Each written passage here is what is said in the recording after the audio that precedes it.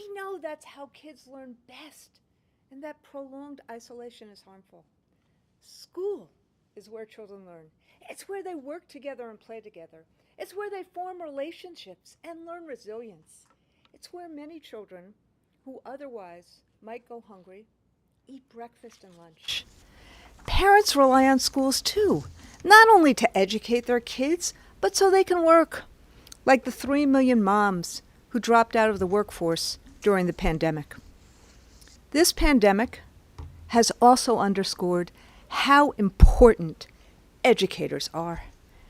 Teachers scrambled to redesign lessons and projects, to create virtual field trips and labs to keep kids engaged and learning from afar. School food workers kept meals coming, often feeding anyone in the community who needed it. Many school bus drivers delivered those meals along with schoolwork and internet hotspots so students could learn from home. All the while, educators have yearned to be back in school with their students. And they only ask for two things, a safe workplace during this pandemic and the resources they and their students need to succeed. Educators are exhausted. They're working longer hours, troubleshooting IT programs, and trying to connect with students despite the barriers, whether that's a computer screen or a plexiglass shield. And if there's an educator in your life, you know this. Yet critics have scapegoated teachers and vilified their unions because of the school closures during the pandemic, ignoring the extreme disparities among schools and blaming teachers for problems outside their control. Creating safe conditions in schools during a public health crisis is not an obstacle to reopening classrooms. It's the pathway to going back, staying back, and creating trust through the school community. That commitment to both safety and education is why the AFT moved quickly to put out our first plan to reopen schools safely in April 2020, just weeks after COVID overtook our country. We developed our plan with health and education experts and with input from our members. That was our plan. Many AFT affiliates have used it to negotiating school reopening plans. But we face stiff headwinds. Donald Trump tweeted at schools to reopen, but did nothing to help them do so safely. The Trump administration politicized safety and undermined science. And as a result, from last April 2020, right up to January 19th, 2021, we were working to reopen schools in a climate of chaos, fear, and misinformation as the pandemic surged in wave after wave. Thankfully, the Biden administration changed course. They are fighting the pandemic with science, truth, transparency, and yes, money. Of course there have been bumps in the road. This is a once-in-a-century pandemic. But as a result of their leadership and all of our efforts, the collective efforts of the education community, today 97% of schools across the country are open for in-person learning, either full or part-time. Conditions have changed.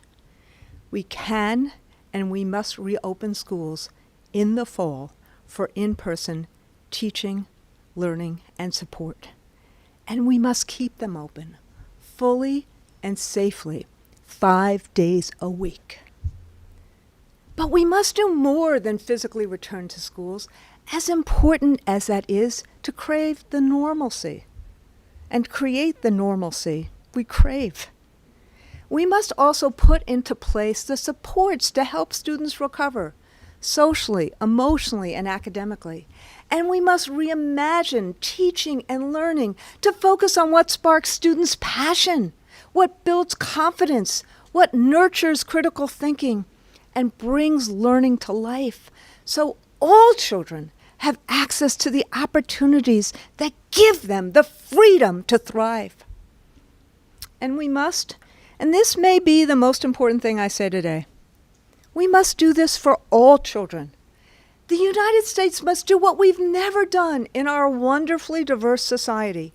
Fully enable all children to reach their heights, to prepare them for college, career, civic participation, and life. We can seed a renaissance in America's public schools that will change young people's lives and change the course of our country. We can make every public school a place where parents want to send their children, where educators want to work, and where students thrive. Given current circumstances, nothing should stand in the way of fully reopening our public schools this fall and keeping them open. Of course, it's not risk-free. Public health experts caution that unless many more people get vaccinated, we will not reach herd immunity against COVID. But we can manage the threat by encouraging people to get vaccines and following guidance from the CDC that prevents the spread of the disease.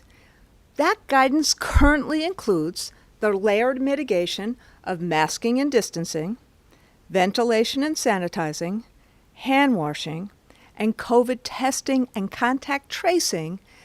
Those two things help prevent outbreaks and minimize quarantines.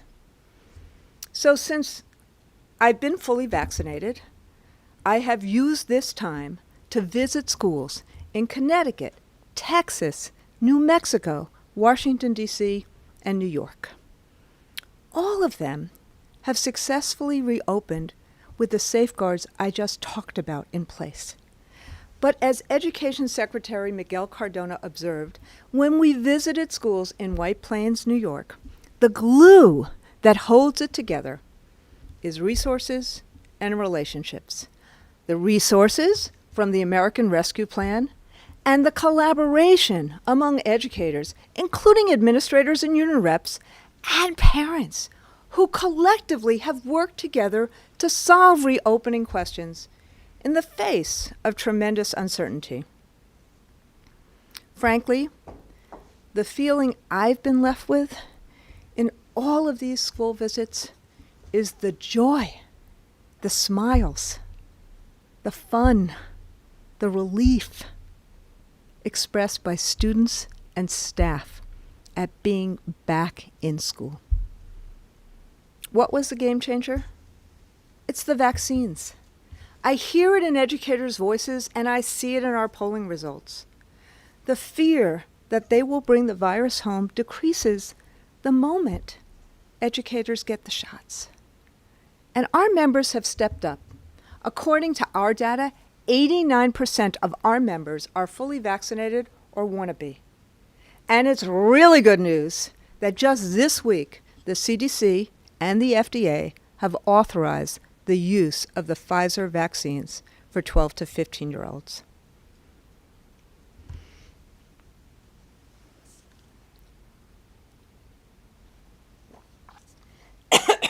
Excuse me. But the fear isn't gone.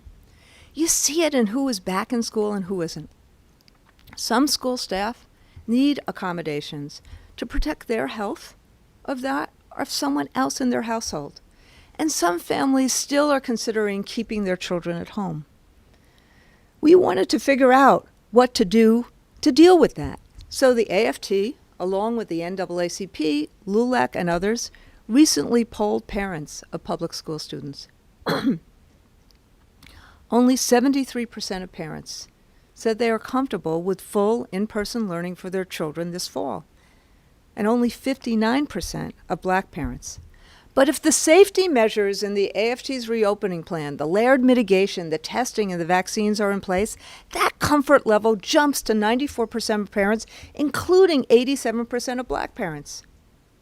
Parents whose children's schools are reopened in person feel more comfortable with in-person learning, and the same is true of educators. The more they are in school with appropriate safeguards, the more they trust it. Mitigation measures create trust. So does collaboration. So here's an idea. Every school should have a committee of school staff, parents, and where appropriate, students to plan for and respond to safety issues.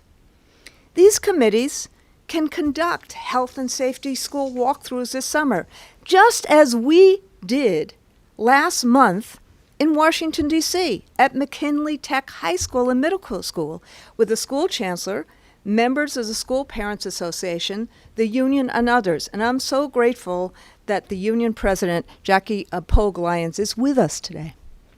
Here's another idea. Let's integrate the best practices for both health and learning. One way is to link class size to the CDC's revised guidance that with universal masking, students should remain 3 feet apart in classrooms. For the most part, this will mean fewer students in each class, effectively aligning health and pedagogical best practices. Smaller class size has been shown to have a positive impact on academic achievement, safety and suspension rates, and teacher retention. So why don't school systems work through the summer to find adequate space and to keep those classes intact all school year? The constant changing and reconfiguring of this past year is part of what has created such uncertainty. And by doing this, we'll also help end the untenable practice of simultaneous teaching. That juggling act required teachers to essentially teach 2 classes in 2 different modalities, one with kids in classrooms, one with kids online, all at the same time. And frankly, unless there's a compelling reason, it's not just untenable and unsustainable, that practice is educationally disastrous. The United States will not be fully back until we're fully back in school, and my union is all in. The AFT does a back-to-school campaign every year to engage members, but this year, our campaign is Back to School for Everyone. We are dedicating $5 million for this unprecedented effort. We'll still connect with teachers and school staff, but we'll also reach out to families and communities about the value of children returning to school in person.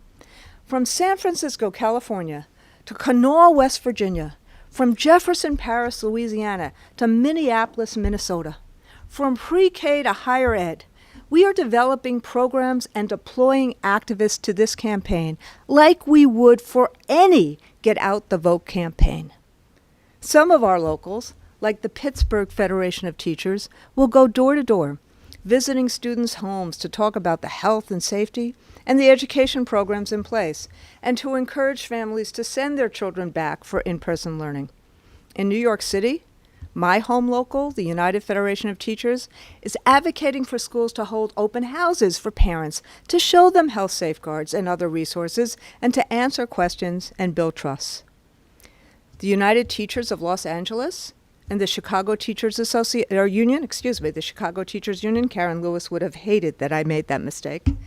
So the UTLA and the CTU are participating in COVID vaccination events for students, families, and communities. The CTU is calling on the mayor and the school district to work with them over the summer to engage the vast majority of families that have opted to stay remote and to overcome the obstacles to sending their children back to school. The AFT will operate office hours and clinics, designated times when affiliates and others can call in to discuss ideas and get technical support. And we hope to have parents and superintendents with us in this effort. And Share My Lesson, the AFT's free online platform for education resources, will be a clearinghouse for best practices. So when I tell you we're all in, we're all in. And yesterday, our Executive Council unanimously approved a resolution on everything that I am talking about today. But returning is not enough. We have to focus on recovery. Students will enter our schools this fall with an array of social, emotional, and academic needs. And schools must meet them. The good news is that the American Rescue Plan provides the funding. So here's another idea. The United States Department of Education requires school systems to consult with stakeholders, including teachers, other educators, school staff, and their unions, in planning for the use of these funds. By the way, they also require that we consult with parents who must have a voice in all of these things. So together, with families and community partners, we could use collective bargaining, school board meetings, legislative hearings to collectively press for what kids need. Imagine working with parents to advocate for upgraded school libraries with high-speed Wi-Fi and multilingual literature, or upgraded ventilation systems, or mental health services for students and staff. There was an epidemic of anxiety and depression among young people even before the stress and isolation caused by COVID. And it may not be readily apparent to school staff which students' time away from in-school learning was especially traumatic, whether a parent lost their job, a loved one was sick or died, a student was cyberbullied or experienced violence. And frankly, even for kids who were in school this year, we see lots of trauma. Returning to in-person school may cause students to feel even more anxious. They may fear getting sick. They may have grown disconnected from peers. They may be self-conscious about physical changes they have experienced.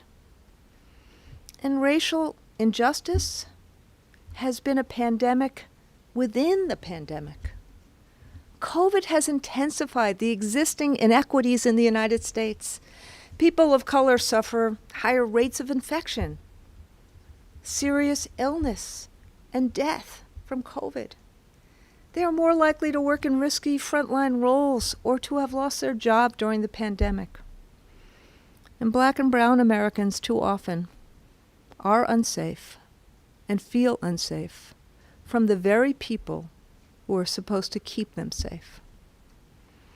And while ugly vestiges of anti-Asian racism were stoked anew by the last administration, now anti-Asian hate incidents have surged. All of this is traumatizing. So social emotional learning is not an add-on. We know that students' mental and physical health, their sense of physical and emotional safety, their connection to caring adults, their access to challenging culturally relevant content, and their engagement by teachers and paraprofessionals who value the knowledge they bring from home, all of that matters to their academic learning and overall development. That's why social emotional learning is for everyone and is directly related to achievement. So now, as we emerge from the pandemic, we have to build that understanding in how we organize and staff schools and strengthen the skills and knowledge of all the adults so that more kids have access to specialized supports to learn and to thrive. And let me talk about academics. There's a lot of concern about learning loss, and even warnings about a lost generation. There have been widespread disruptions to learning, and equity gaps have grown even wider. Remote instruction is not on par with in-person teaching and learning, and this is especially true for students with special needs. But this deficit mindset ignores what students have learned this year, and it assumes there won't be any efforts to help students recover. So speaking of recovery, let's offer programs this summer that help students get back into routines, provide academic support, programs that are fun, and help kids get their mojo back. Let me give you a couple of examples. Cincinnati's public schools will offer voluntary academic classes in the morning, followed by enrichment in the afternoon. And Jamal Davis, this wonderful kindergarten teacher at Euler Elementary School, is on Euler's summer planning committee. Jamal says they're planning a summer experience like no other, with nature expeditions, journaling, broadcasting, and inviting a nearby aquarium to bring sea life to the school. And then there's Miami-Dade, the home local of our Secretary Treasurer, Fed Ingram, who's also here with us today. In Miami-Dade, the district is using $50 million in federal relief funds to offer in-person and virtual summer programs to 10 times more children this year than previously. In addition to academic classes and credit and course recovery, kids in Miami will have fun with dance, art, band, sports, cooking, STEM, and creative writing. School counselors will be at all the open school sites, and mental health services will be available to any student in need throughout the summer, whether that person is in person or virtual. Like many other places, schools in Dearborn, Michigan will use federal dollars for summer programs with academics in the morning and enrichment in the afternoon.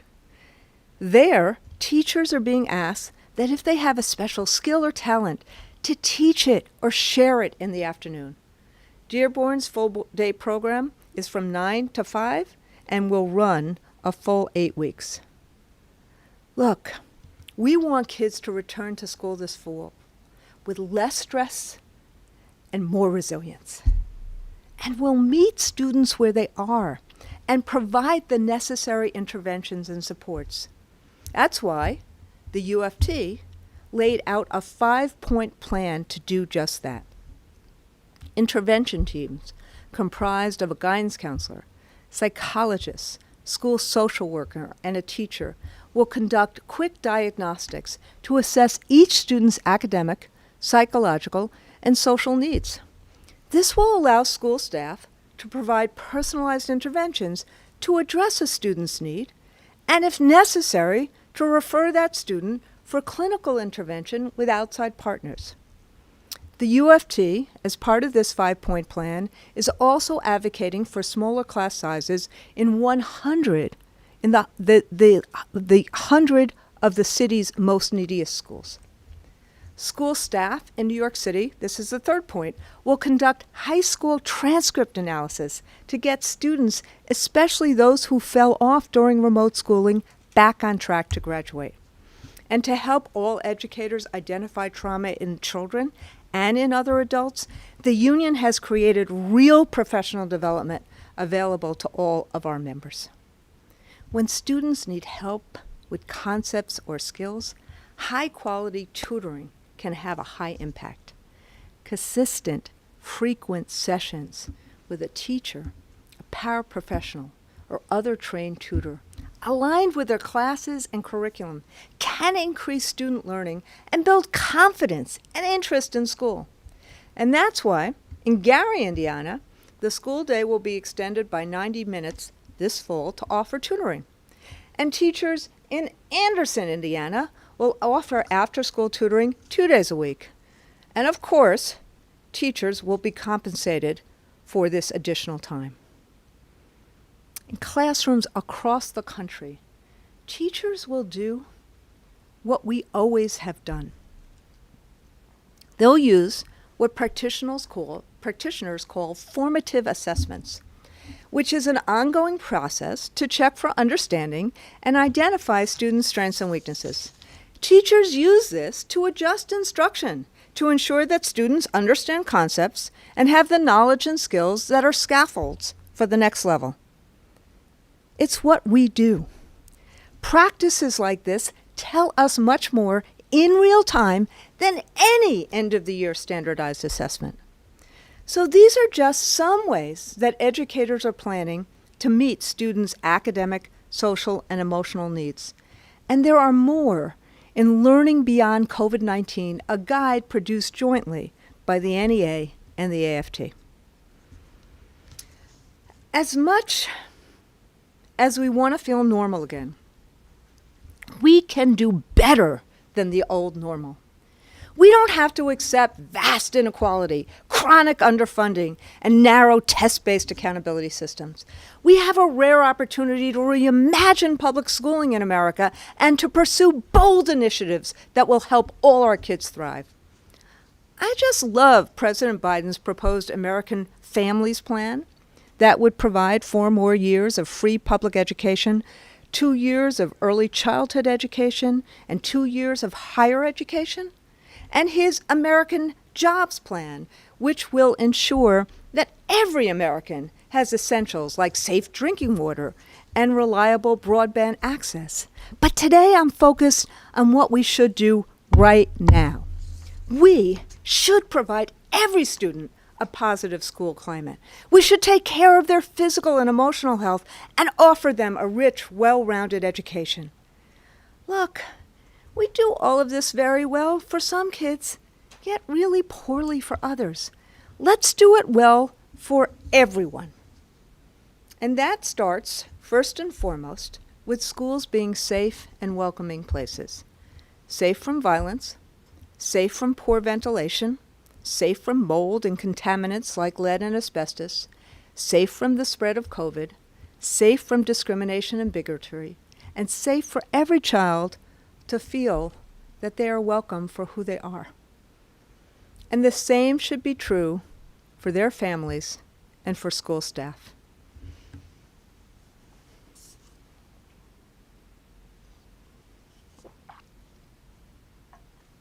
Being stigmatized because your mom needs an interpreter when she enrolls you in a new school, that's not safe and welcoming.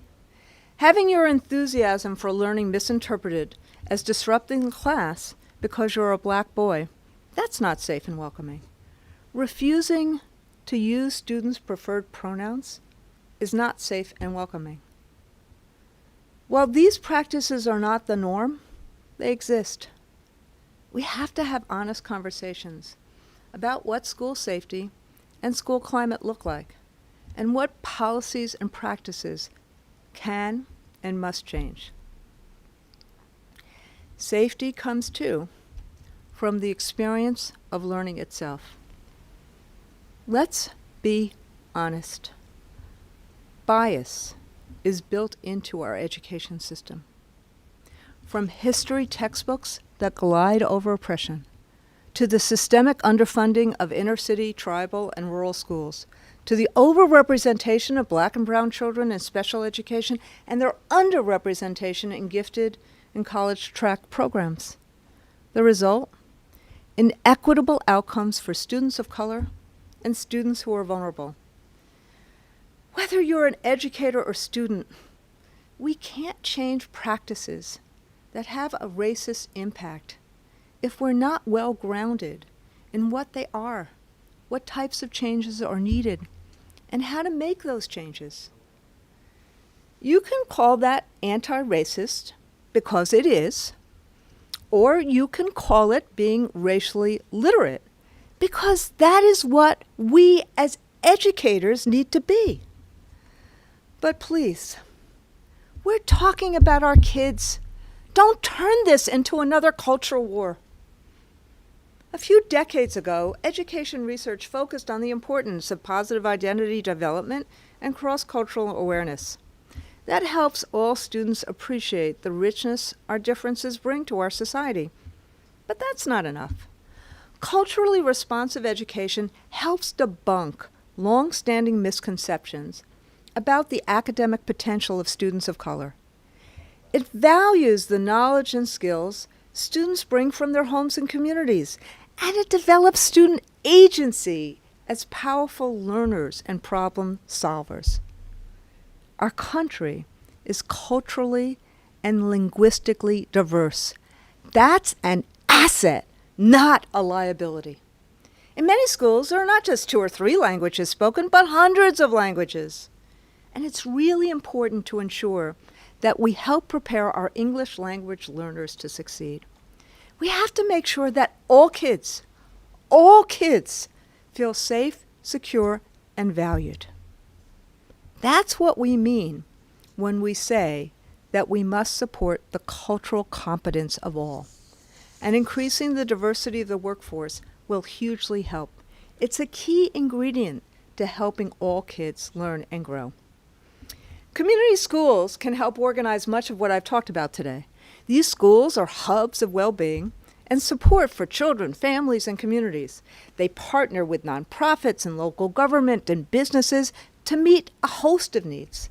They solve a problem educators have long encountered, that a student who is hungry, a student in distress, a student who can't see the board will struggle to learn. So by integrating academics, enrichment, nutrition, and medical and mental health services, community schools truly meet the needs of the whole child. And by anchoring the school in the daily life of the community and connecting families with services, community schools build trust and remove obstacles to getting the support teachers, kids, and families need.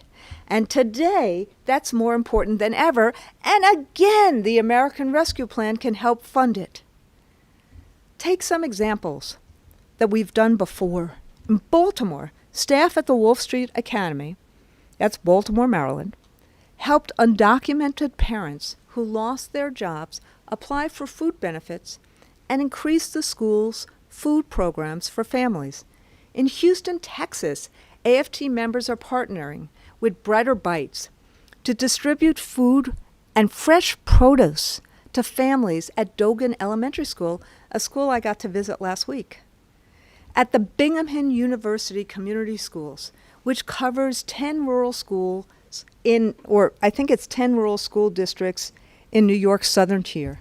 They've provided Chromebooks and Wi-Fi for students and families so they could connect to online classes. And I love this. They held virtual cafes for the many grandparents who are guardians for students to help them with remote learning. And when most school programs went online during the pandemic in Cincinnati, the Cincinnati Community Learning Centers in Cincinnati, Ohio, were able to keep school health services open so students and families could continue to receive care. Their mental health partners in these coming months will integrate these supports into the summer session, working side by side with the teachers on social emotional learning, while also continuing to provide dental, vision, and college access throughout the summer. We've heard over and over again in these last 14 months how important schools are to help meet kids' needs. So let's meet these needs with bold action by accelerating progress towards our goal of creating 25,000 community schools through the United States of America. So students have surprised themselves by yearning to be back in school this year. Let's make sure schooling meets their and our country's aspirations. Learning should be engaging and relevant so students see it as worthwhile. Young people need a rich foundation, of course, in math and language arts. We've known that for decades. But we are in a period of time when subjects with renewed currency and importance have been squeezed out by subjects that count for accountability purposes. Art and music, science and civics can cultivate students' passions with catalytic educational effects. So not every child will grow up to be a scientist, but every child should grow up with a strong foundation in science. Science literacy enables people to make informed decisions, solve problems, and protect the health of the world. Science has heightened urgency and relevance because of the climate crisis and the pandemic. Science can help us get out of this pandemic if only more people will let it. Fascinating breakthroughs and vexing challenges are all around us. Nanotechnology, gene editing, sustainable cities, even advances in 3D printed organs. What seemed like the future is here right now, so it must be in our schools. So here's another idea. Let's make room in the school day and in the curriculum for rich, deep science programs. And let's work with industry and nonprofits to create pathways to science careers. Elementary schools and elementary students can plant a garden, and they can study how to improve their vegetables' growing conditions. Middle school students can experiment with desalination to provide safe and plentiful drinking water. And older students, they can explore the social, cultural, economic, and political implications of human impact on the environment.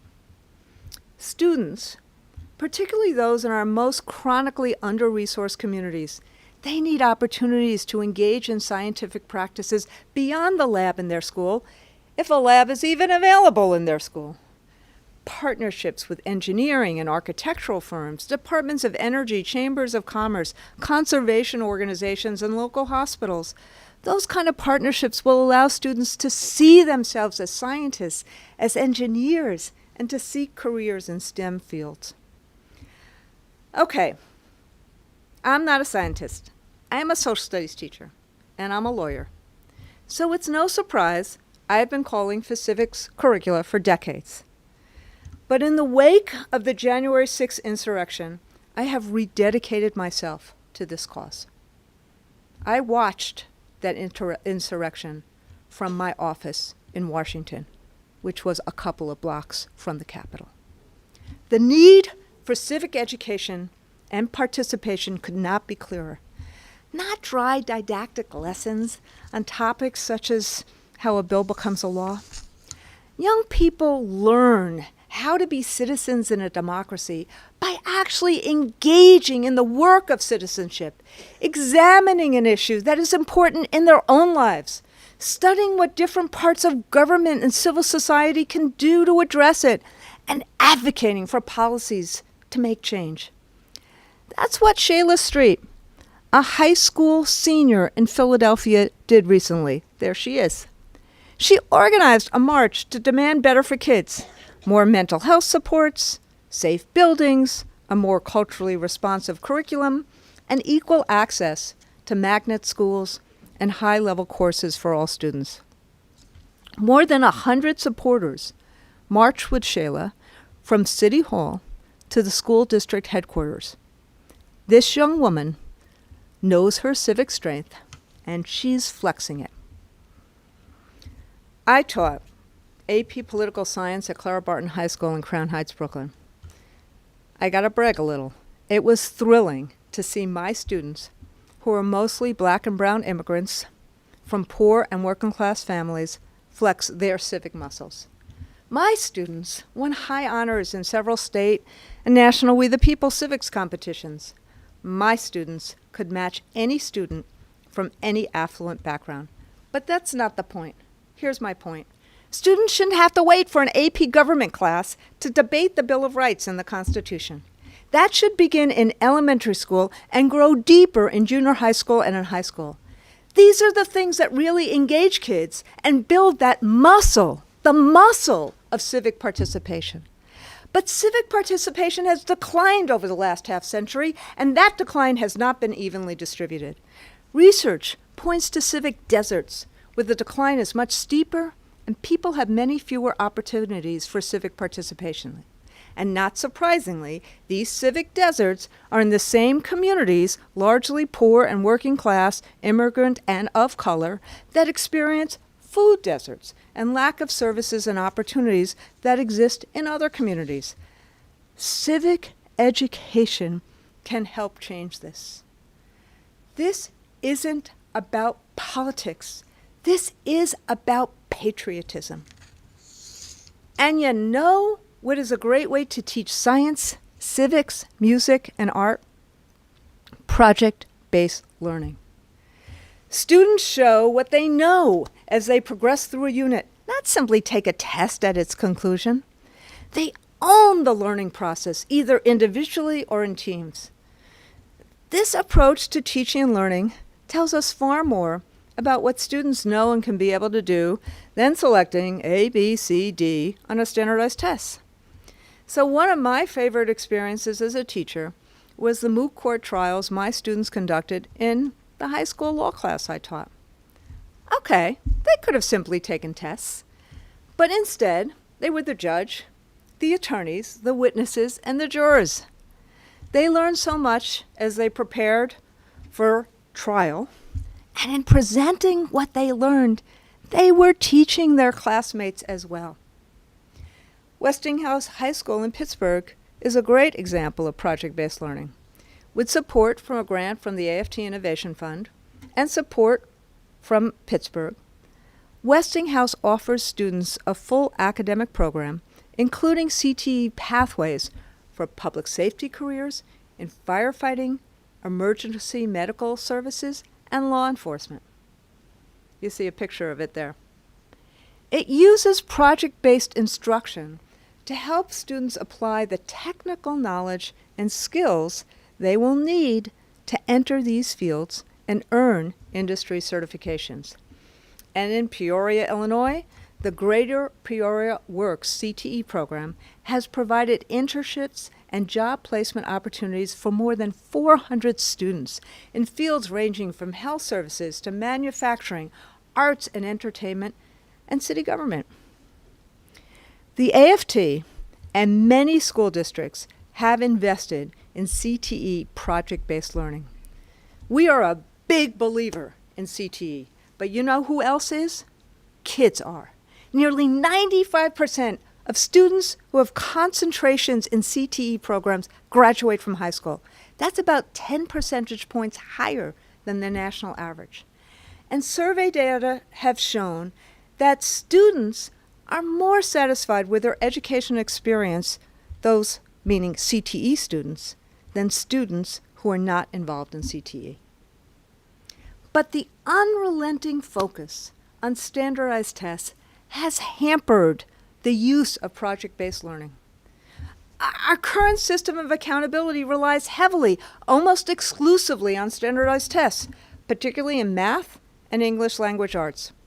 It's created incentives against providing a rich, varied education. This system takes an especially heavy toll on the schools and students with the greatest needs. So those who most need academic enrichment are least likely to get it. And if you need proof of the limitations of standardized tests, consider that of the 750 students admitted to New York City's acclaimed Stuyvesant High School for this coming fall, only 8 are Black and 20 are Latino. Similar trends are seen at other selective public high schools requiring admission exams. So, if most elite colleges and universities now use a number of measures, not just a singleized standardized exam for admission, why can't selective high schools do the same? New York City's U of T has advocated for the elimination of a single high-stakes exam for entrance to these schools since 2014. And given all the criticism about standardized assessments this spring, clearly tests are not the be-all and the end-all. We have an opportunity to rethink accountability and assessment. Let's change accountability systems to organize schools around teaching and learning, around what we want children to know and be able to do, and around the science of learning and development instead of around testing. At the classroom level, let's offer students at least one project they can delve deeply into, either on their own or with other students. They can show what they have learned through meaningful projects, capstone experiments and projects. It could be a research paper, a science experiment, an oral history project, or a mini graphic novel. But this requires changing accountability on the federal level. So here's another idea. We're calling on Education Secretary Miguel Cardona to form a task force to rethink how we assess student learning and how to measure what really counts. Finally, the United States must also reimagine how we staff our schools and how we support the people who work in them. How many years have we lamented the teacher shortage? Is there really a shortage of people who would consider teaching? Or is there a shortage of respect, support, autonomy, and funding so students and teachers can be successful? And of salaries befitting our profession? I think we know the answer. In focus groups, private prior to the pandemic. Educators told us they were frustrated, demoralized, and stressed. They lamented the lack of classroom autonomy, the deprofessionalization of teaching, and the lack of respect. Teachers need the freedom to teach. And more than ever, educators need time to plan and time to work collaboratively with their colleagues. And they need the time and the tools for the in-class formative assessments I talked about earlier, and the flexibility to change curricula, to build on students' strengths, and to also meet students' needs. And they need support to teach kids facing trauma.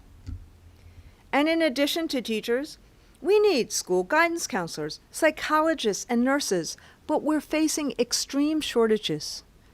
The federal government estimates by 2025, the shortage of school counselors will reach almost 80,000 people.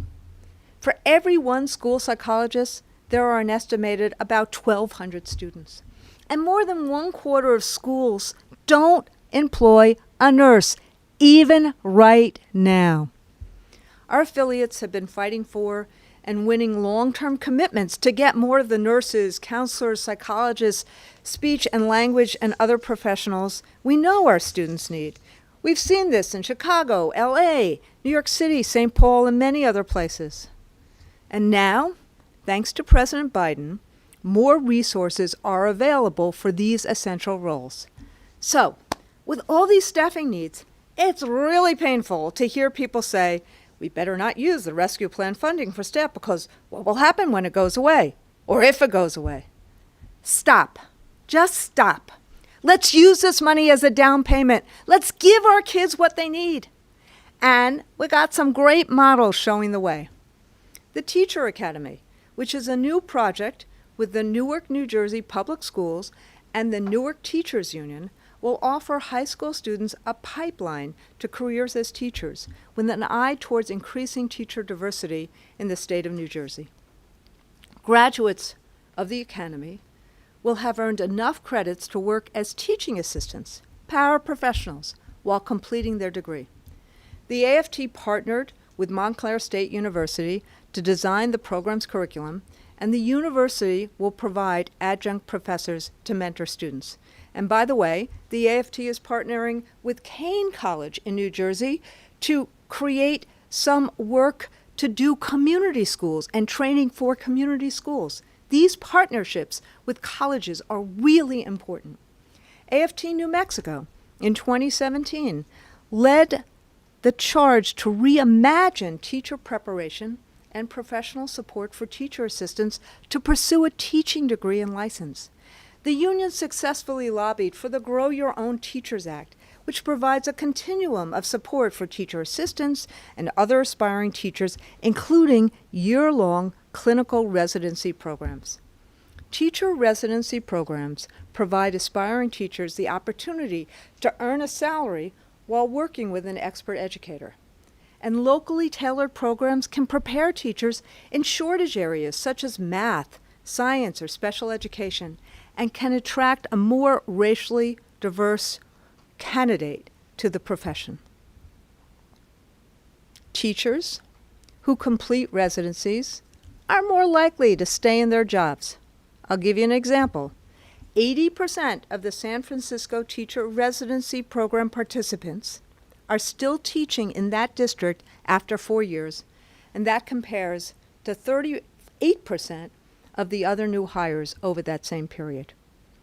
This same process, these same kinds of residencies, this same kind of process for Grow Your Own, the work with colleges, it can happen for school nurses, psychologists, social workers, and guidance counselors. That's why we're so glad that President Biden recently announced plans to address teacher and other shortages, to improve teacher preparation, and to strengthen pipelines for teachers of color. He's calling on Congress to double scholarships for future educators, to make major investments in Grow Your Own programs, to invest in teacher preparation at HBCUs and other minority-serving institutions. And while we are a big proponent of canceling up to $50,000 of student debt, another tool at the federal government's disposal to help attract and retain educators is the Public Service Loan Forgiveness Program.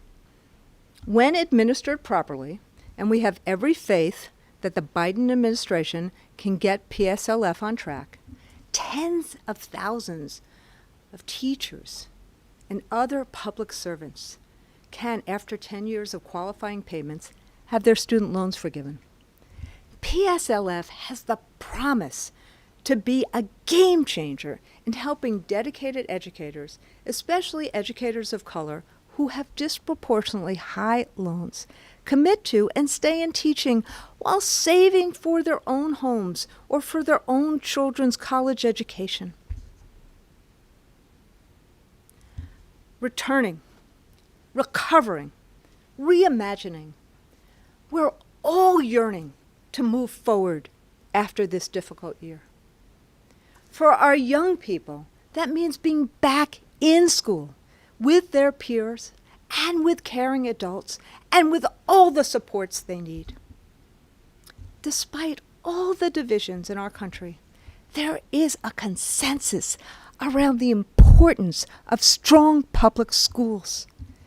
That is especially vital now when we need our schools to provide access to a great, well-rounded education and to help students recover socially and emotionally. No one has come through these trying times unscathed. I truly believe we have a rare chance to seed a renaissance in America, to seed a renaissance in Americans' public schools, a time of flowering in culture and learning, just like in the Harlem Renaissance or the European Renaissance. It's a once-in-a-lifetime opportunity not only to recover, not only to reopen, but to reimagine our schools in a way that every public school is a place parents want to send their kids, educators and support staff want to work, and most importantly, our students thrive. This is our moment. Thank you.